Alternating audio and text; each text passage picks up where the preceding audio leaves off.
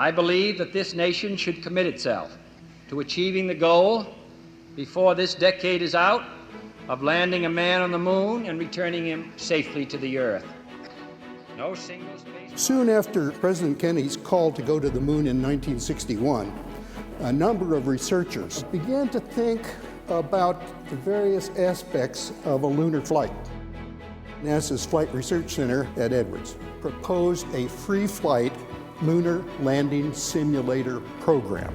The research test vehicle was intended to investigate the inherent problems of lunar descents where there is no drag and weight is only 1/6 of Earth. The proposed technique for simulating the lunar gravity installed a jet engine underneath or within the machine on gimbals, so the thrust was always vertically upward. The engine thrust would then be adjusted so that the craft's net weight, that is its gross weight minus the engine thrust, would equal its lunar equivalent. The force required to lift the net weight would be provided by throttleable rockets. The first flight of the LLRV in October of '64 was flown by Joe Walker.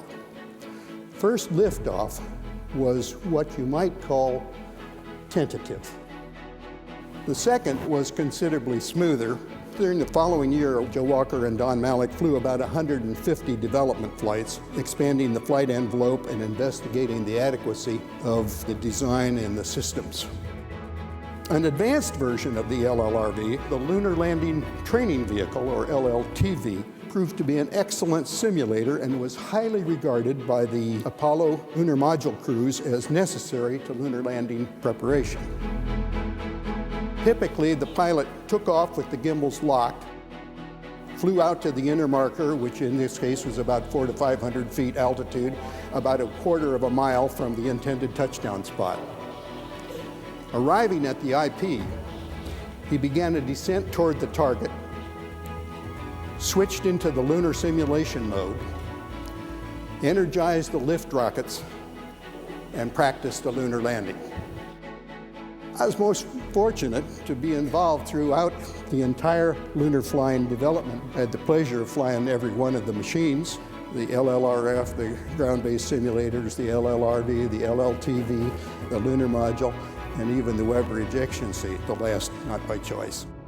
NASA management was forever worried about the reliability and safety of these machines and continually wanted to shut them down.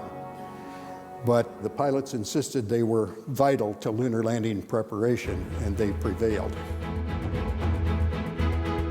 Drift into the right a little. Head. Hey. Contact light. Okay, engine stop. We copy you down, Eagle. Tranquility Base here. The Eagle has landed.